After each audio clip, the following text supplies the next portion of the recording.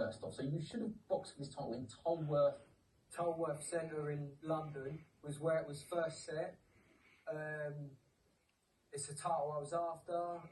The guy I matched against 10-0, 8 stoppage wins, so a good strong fighter. 2 weeks before the fight, the Home Office denied him a visa, so he can't get in the country, so the fight can't happen. So originally I reached out, I thought, how can I keep this title shot against this guy? I reached out to a promoter in Ghana, who I'd boxed for in 2024. So you have travelled, you have boxed in Ghana before, which is an experience in itself. You know, it's a place steeped in boxing history.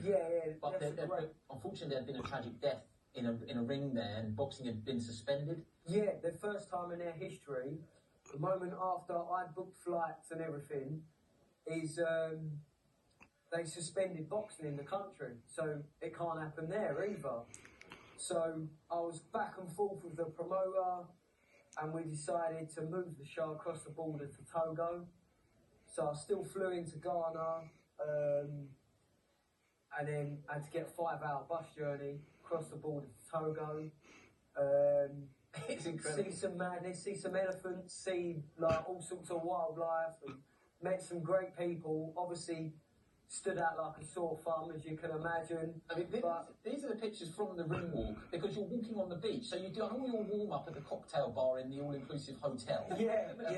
That's not the reason that you're there. And, I think people at home will probably have a smile for this, but boxing is so unique that I don't think you can recreate this sort of level of entertainment.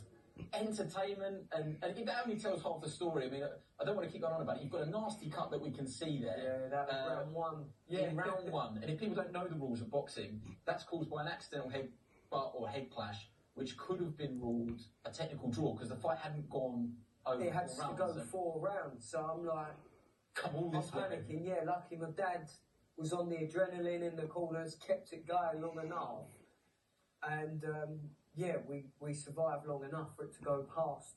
It went into the 6th, and in the 6th the doctor said that's too bad to, I know I'm good looking again now.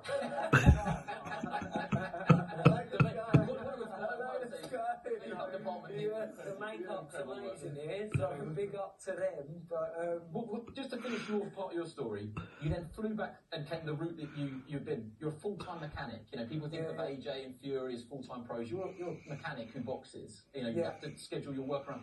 So you got back and you had to work on a Monday morning with symptoms of concussion, the stitching. So I landed at 4:30 in the morning at Gatwick. Had to be in work by 8 because the other guy who does MOTs at my job had booked that off, and so they needed me. So I was on the double espresso coffees and that, and made it into work somehow that day. This show today is one for the underdogs, and I salute you both. Brilliant. Can you imagine, right? One for the underdog. We're still the underdog because how can an English champion not have a British passport? Yeah, because you're stateless. Because I'm stateless. I'm an English champion, and I can't travel abroad to fight. If I was supposed to be called upon by Turkey to fight in